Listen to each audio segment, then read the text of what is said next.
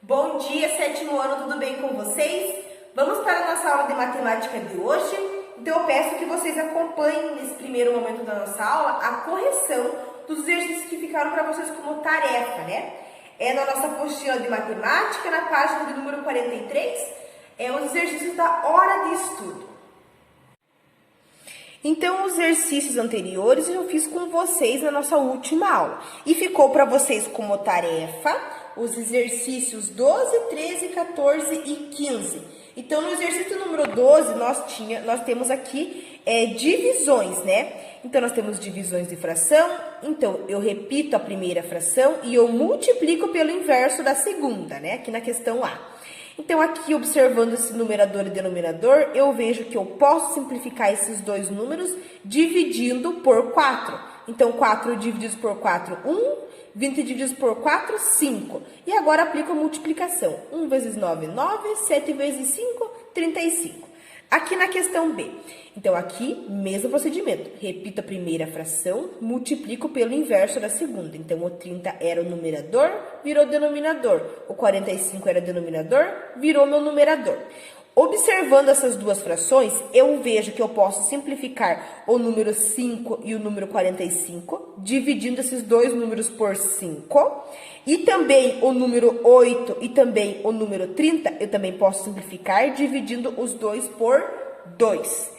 Então, eu vou aplicando a divisão, eu vou ter 4, 1, 9, 15. Então, eu repito essa fração, né? Repito aqui o 4 e o 1, que foi simplificado, e vou multiplicar pelo inverso da segunda. Então, aqui na segunda, eu teria a fração 9 quinzeavos. E eu ainda vejo que eu posso simplificar essa fração, dividindo os dois números por 3. Mas eu não preciso fazer simplificação, né? Eu posso fazer lá no final, no resultado. Eu acho mais simples fazer assim. Então, depois aplicando a multiplicação, 4 vezes 3, 12. 1 vezes 5, 5. Aqui na questão C, então, eu vou repetir a primeira fração e multiplicar pelo inverso da segunda. Aqui, olhando para essas duas frações, eu vejo também que eu posso simplificar, né? Ó, o número 2 com o número 12, que era o meu numerador, virou denominador, são dois números que eu posso dividir por 2. E também o 13 e o 39, eles podem, né? Eu posso dividir esses dois números por 13. Então, ficaria 1 sobre 1 e 3 sextos. Então, agora, aplicando a multiplicação, aqui também eu vejo que eu posso simplificar o 3 e o 6, dividindo esses dois números por 3. Então, aplicando a multiplicação, 1 vezes 1, 1. 1 vezes 2, 2. 1 meio. Na questão D, então, olhando para essas duas frações aqui, né, eu repeti a primeira e vou inverter aqui a segunda. Olhando para elas, eu vejo que o número 56 e que o número 16, eu posso simplificar esses dois números, né? Então, feita a simplificação aqui, dividindo esses dois números por 8, eu vou ter 7 e 2. E aqui, 35 e 21, também eu posso simplificar. Então, eu vou ter 5 e 3. E agora, aplicando a multiplicação, 7 vezes 3, 21, 5 vezes 2, 10. Na questão E, repetir a primeira, multiplico pelo inverso da segunda. Aí, eu posso simplificar aqui o 6 e o 42, né? Dividindo esses dois números por 6. Aqui, 9 e 27 também eu posso simplificar, dividindo esses dois números por 9. Então, 1 vezes 3, 3. 1 vezes 7, 7. Aqui na última questão, F. Então, aqui, repetindo a primeira e a segunda, invertendo, eu vou ter 28 e 56. E eu vejo que esses dois números eu posso simplificar, dividindo os dois números por 28, né? 28 divididos por 28, 1. 56 divididos por 28, 2. 60 e 12 também posso simplificar, dividindo esses dois números por 12. Aí, 12 divididos por 12, 1. 60 divididos por 12, 5. 1 vezes 1, 1. 5 vezes 2, 10. Menos 1 décimo.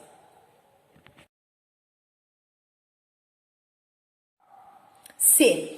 Então, aqui eu tenho 5 dividido por 0,3. Então, 5 é a mesma coisa, né? Aqui para transformando em fração. 5 sobre 1 dividido por, aqui, é 3 décimos.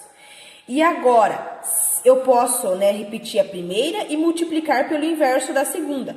Eu vou ter menos 50, né, sobre 3. Como aqui nós estamos trabalhando com números decimais, eu preciso transformar esse número aqui em decimal.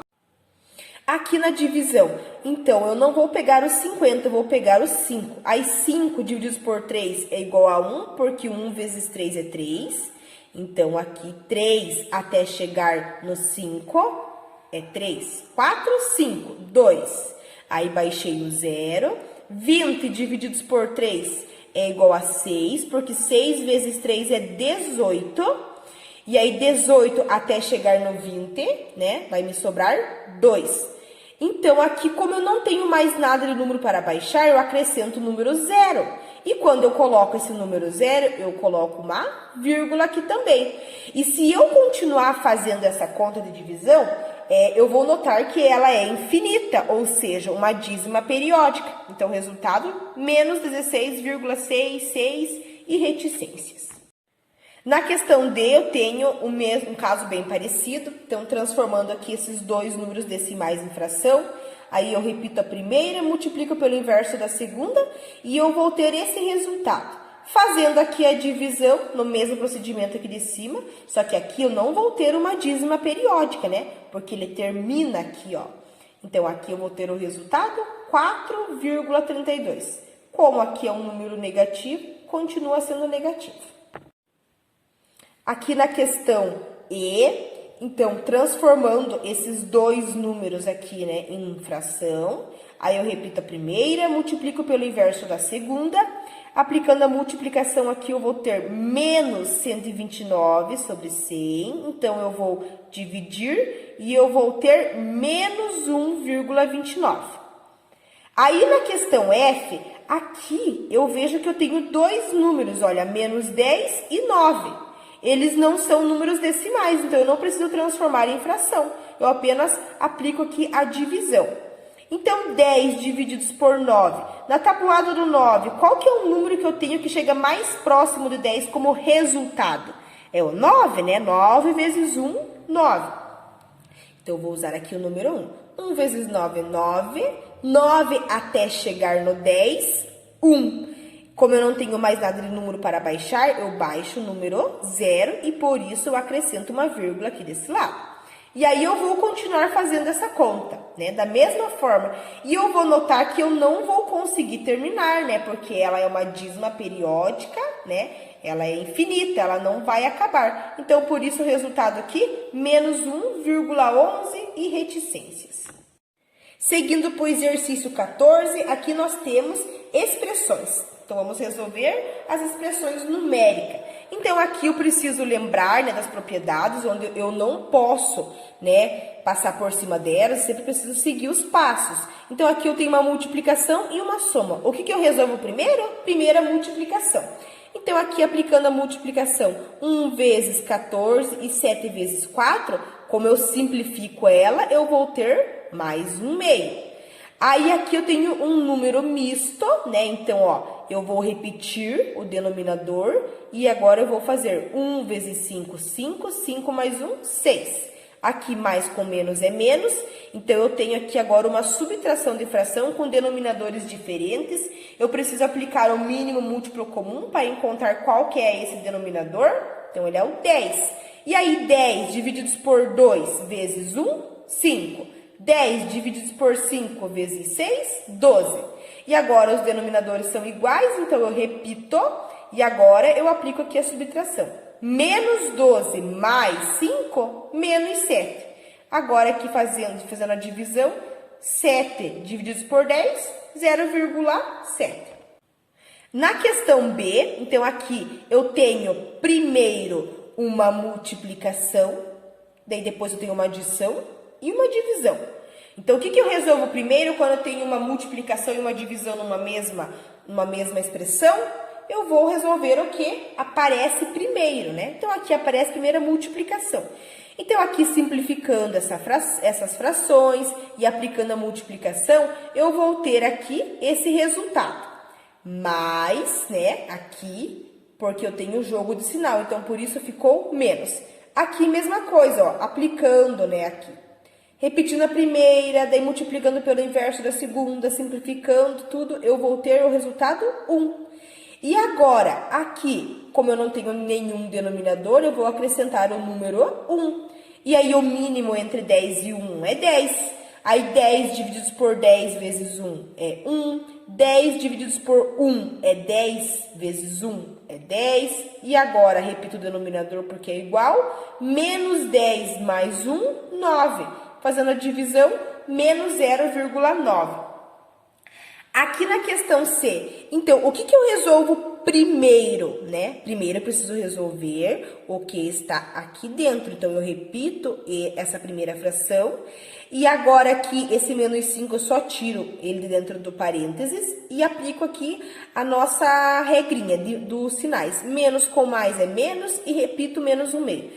Sigo resolvendo o que está dentro, aqui, né? Então, repito o menos 11 sobre 5. E aqui eu vou embaixo do número 5, eu preciso acrescentar o número 1, encontrando o mínimo entre 1 e 2 é 2. E aí aplicando 2 divididos por 1 vezes 5, 10. 2 divididos por 2 vezes 1, 1. Então eu repito a primeira fração, repito o denominador porque ele é igual. E aqui, menos 10 com menos 1, menos 11. Então, agora eu tenho aqui uma divisão, né? Se tornou uma divisão e eu vou repetir a primeira e multiplicar pelo inverso da segunda. Posso simplificar o número 11 com o denominador 11 e aí aplicando a multiplicação. 1 vezes 2, 2. 5 vezes 1, 5. 2 divididos por 5, 0,4. Na questão D, então, aqui eu também tenho um caso bem parecido com a questão anterior. Então, é uma multiplicação, uma subtração e uma divisão. Então, aqui, primeiramente, aplicando a multiplicação, porque ela aparece primeiro.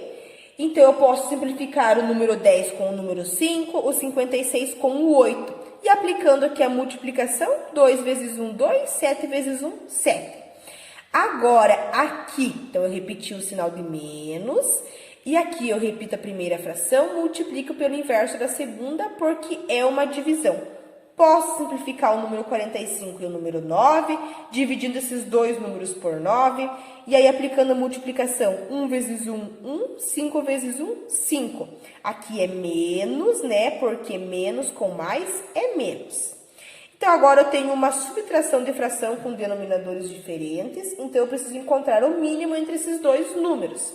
Então, o mínimo entre 7 e 5 é 35. Aí, 35 divididos por 7 vezes 2, 10. 35 divididos por 5 vezes 1, 7. Repito o denominador porque ele é igual. 10 mais 7, 17. Então, 17 sobre 35. Na questão 15, vocês têm um exercício bem legal. Ele diz o seguinte: no contexto da matemática recreativa, utilizando diversos materiais didáticos para motivar os seus alunos, uma professora organizou um jogo com um tipo de baralho modificado. Então, no início do jogo, vira-se uma carta do baralho na mesa e cada jogador recebe em mãos 9 cartas. Deseja-se formar pares de cartas, sendo a primeira carta a da mesa e a segunda. Uma carta na mão do jogador que tenha um valor equivalente àquele descrito na carta da mesa. Então, o objetivo do jogo é verificar qual jogador consegue o maior número de pares, iniciando o jogo. A carta virada na mesa e as cartas da mão de um jogador são como o esquema. Então, assim como no esquema que nós temos aqui. Aí, segundo as regras do jogo, quantas cartas da mão desse jogador podem formar um par com a carta da mesa, ou seja, com essa carta aqui. Então, a alternativa correta que seria a questão E, porque eu tenho ali na mesa a carta que representa esse número, né? E aqui eu posso simplificar esse número dividindo por 2. 6 divididos por 2, 3. 8 divididos por 2, 4. E eu também posso multiplicar esse resultado por 25, onde eu vou ter 75 sobre 100, ou seja, 0,75, que é a mesma coisa que 75%. Então, logo, né, as três cartas são as que aparecem com 75%. que é igual a 0,65 e que também é igual a 3,4. Esse exercício é um exercício muito legal. Nessa segunda parte da nossa aula de matemática, eu peço que vocês acompanhem na apostila de vocês a partir da página de número 44. Então, hoje nós vamos dar início aos nossos estudos sobre ângulos e triângulos. Então, aqui na página do número 44, nós vamos ter várias opções, vamos ter várias situações envolvendo as medidas de ângulos. Observe como medir ângulos usando um transferidor. É possível usar um transferidor circular que mede ângulos de até 360 graus. Coloque o centro do transferidor sobre o vértice do ângulo. Alinhe-o de forma que o zero marcado no transferidor fique sobre o lado do ângulo. Leia a medida no local onde o outro lado do ângulo intercepta a escala do transferidor. Também é possível usar um transferidor semicircular, que mede ângulos de até 180 graus. O ângulo A é igual a 55 graus.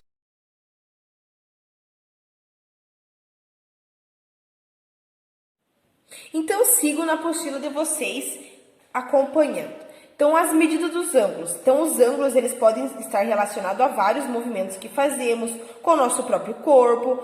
Alguns exemplos são a forma de nos posicionarmos em atividades cotidianas. Então, como levantar uma caixa, utilizar o computador, estudar, praticar esportes, carregar uma mochila, escrever mensagens no celular, entre outras. Então, aqui nessa imagem, nós temos a postura ideal em que se deve manter sentado, numa mesa de estudo ou de trabalho, Então, nós não desenvolvemos problemas de postura ou dores, na região da coluna se a gente sentar assim certinho. Então, olha só, nós vemos aqui que nós temos vários ângulos formados. Olha só, esse ângulo, temos aqui também, da inclinação do pé de apoio, aqui também na parte da visão. Então, aqui nós temos alguns exercícios que falam sobre essa situação. Eu vou resolver junto com vocês alguns exercícios aqui. Então, ele fala, estime e escreva de quanto deve ser aproximadamente cada ângulo. Então, vocês vão usar, o transferidor para medir esses ângulos. Então, olha só aqui na questão A, de visão do monitor. Então, se eu quero saber quanto mede aqui esse ângulo, então, usando aqui o meu transferidor, eu vou posicionar e alinhar aqui, E eu vou ver que ele mede quanto, eu posso também utilizar uma régua para prolongar aqui. Ele vai ter quanto? 20 graus. Então, aqui deve ser aproximadamente 20 graus. Na questão B, entre o braço e o antebraço. Então, aqui, braço e antebraço. Então, mesma situação. Eu vou posicionar o meu transferidor, vou alinhar. Eu posso usar a minha régua aqui para prolongar. Então, olha só. Prolongando aqui com a minha régua, eu vou ver que ele tem aproximadamente quanto? 100 graus. Então, eu vou colocar aqui esse valor.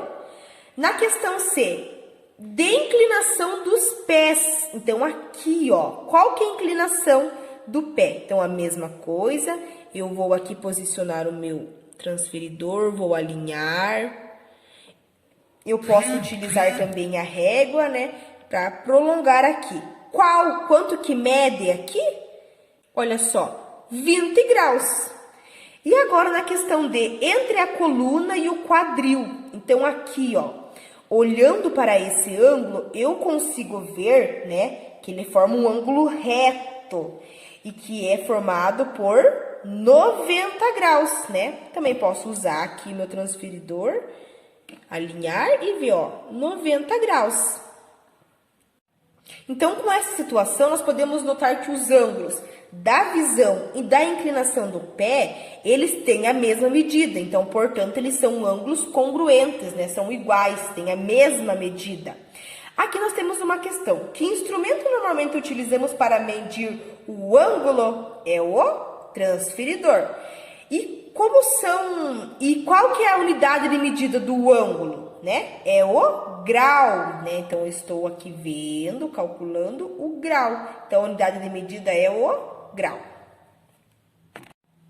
Seguindo para a página do número 46, nós temos aqui, né, como usar o transferidor. Então, aqui vejam bem. Então, para medir os ângulos, normalmente nós usamos o transferidor. Então, nós temos dois tipos, né? Esse transferidor que ele tem 360 graus, dá um giro, e o também de 180 graus, que é esse aqui, né, dividido ao meio, metade. Então, olha só. Vamos relembrar como medir um ângulo. Então, aqui vocês têm acesso a um jogo muito legal envolvendo esse conteúdo. Seguido aqui adiante, então, nós vamos relembrar como medir um ângulo. Então, olha só. Vamos considerar aqui nessa imagem, né, o ângulo BAC, porque eu estou calculando esse ângulo aqui. Então, nós podemos notar que aqui no centro ele coincide com o vértice, ó. O vértice seria aqui, onde está ligando essas duas semi-retas. Então, um dos lados, ele coincide com a linha de fé do transferidor. O que é a linha de fé? Essa linha aqui de baixo, ó. Então, essa semi-reta, ela está coincidindo. Então, com base nisso, vamos completar essa frase. Então, esse ângulo mede. Então, aqui, né, eu posso usar o transferidor ou só olhar aqui mesmo e contar, ó, ver 55 mais 2, 57 graus. Então, esse ângulo mede 57 graus e a sua medida, ó, do que a de um ângulo reto. Um ângulo reto, na revisão que eu fiz com vocês, ele mede quanto? 90 graus. Então, portanto, ele é menor do que um ângulo reto, portanto, um ângulo agudo, né? Porque ele é menor que 90 graus, então ele é classificado como agudo. Então, né, a partir de agora, nós vamos indicar a medida de um ângulo, né? Desta forma. Então, olha aqui, eu quero saber qual que é esse ângulo, quanto que ele mede. Então, eu vou chamar de BAC e vou representar dessa forma. Ou também, né, posso colocar B na frente de medida, né, BAC. Ou também eu posso colocar aqui M de medida, né, do ângulo A. Em seguida, na nossa apostila, nós temos a bissetriz. Vamos relembrar o que é uma bissetriz, sétimo ano? Então, a bissetriz de um ângulo, ela é uma semi-reta que tem origem no vértice. Então, ela começa aqui no vértice e ela divide esse ângulo em dois ângulos congruentes. Ou seja, ela é uma semi-reta, né? Aqui que ela divide esse ângulo, começando aqui pelo vértice, né? Então, mais ou menos assim, ó, ela está dividindo em duas partes iguais, né? Em duas partes congruentes. Então, vocês têm aqui na apostila de vocês um exercício, né? Que é para vocês fazer sozinhos e ele é pessoal. Então, vocês vão fazer esse exercício ali no caderno de vocês. Ele fala que é para vocês traçar essa bissetriz e depois escrever como vocês fizeram. E daí, logo em seguida ali, ele tem um passo a passo, né, de como fazer isso.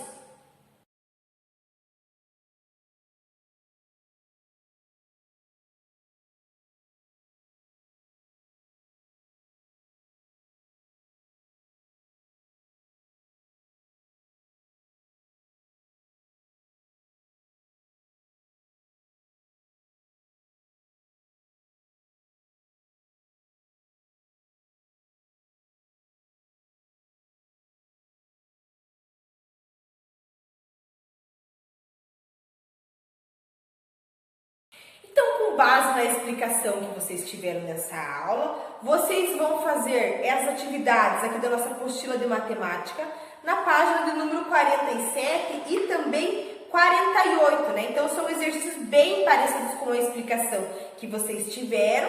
Se vocês tiverem alguma dificuldade em realizar essas atividades ou de como usar o transferidor, vocês podem estar entrando em contato comigo e eu vou estar atendendo vocês.